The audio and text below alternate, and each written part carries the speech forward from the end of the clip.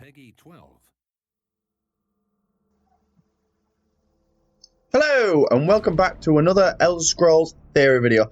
Today I'm not going to be talking about the Elder Scrolls 6, that is off the table for today's video. Today I'm going to be talking about a spin-off Elder Scrolls game, a bit like Fallout New Vegas was for the Fallout franchise, where Bethesda somewhat hand over the IP to a different studio and let them kind of go with it.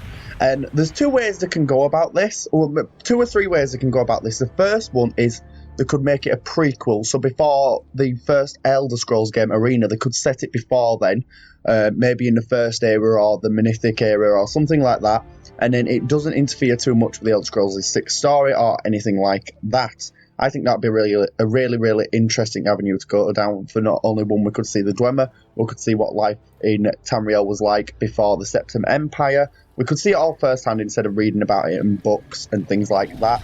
I think that'd be a really good thing to do if you wanted to do a spin-off game. Do a prequel before Arena, before every Elder Scrolls game, before Elder Scrolls Online. I think you'd have to set it in the first era. I think the first era went on for about 3,000 years, so you could set it any time in those 3,000 years. You could even have it set during the time the Dwemer disappeared. You could have that be the main quest line. I think that would be really cool to look at. The second one would be, do not set it in Tamriel.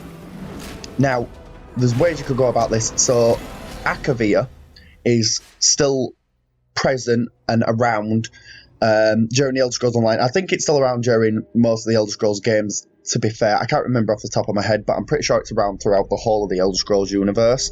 I know it's definitely around during Elder Scrolls Online and things like that, because he actually invaded, and that's how the Ebonheart Pact was formed. But I think going to Akavir in a spin-off game would be a really good way of showing us Akavir, showing us the culture, the people, the places, the religions, things like that. And then again, not interfering with the story of the Elder Scrolls 6 or any of the other stories the previous Elder Scrolls games have told. I'd like to see it. I don't know if we will eventually see that in a mainline Elder Scrolls game, but I think if you wanted to do a spin-off, that is one major way you could go about it. Now, the third way they could go about it is having it set in the Dwemer plane, not the Dwemer plains.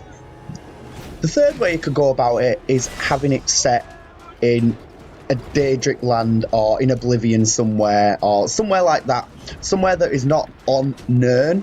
So we have heard stories in the Elder Scrolls universe where people get trapped in Oblivion and on different planes of existence, and I think that would be a really cool way to see. I mean, in Oblivion, we actually go to Oblivion. In the Elder Scrolls Online, we go to Cold Harbor, and maybe having a game set in one of these places would be really cool. And then visiting Tamriel like you would visit one of the Dremora plains.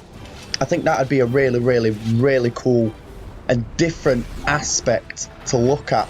Maybe you could be working for one of the gods. I don't know. It's one of those. They've got very many ways they could go about a spin-off game, and I think it's a very good avenue to go down. I think that's how we could see an Elder Scrolls game in the next year or two, by Bethesda having an actual spin-off game, just like they did with Fallout New Vegas. I think it's a very good avenue. I think that's something they should look at.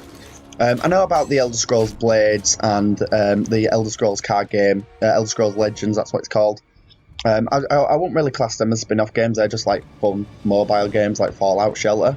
But I think doing a full-fledged AAA spin-off game is something Bethesda should definitely look at. And these are just three ways they could go about it. They could just set it as a normal Elder Scrolls game and hand it off to another developer. I don't know. Like as I always say, all we can do for now is speculate, and I would like to hear your opinion. So please let me know if you think any of these options would be a good idea for Bethesda, or if you've got any options of your own. Let me know. Right? I'll see you in the next video, guys. Bye!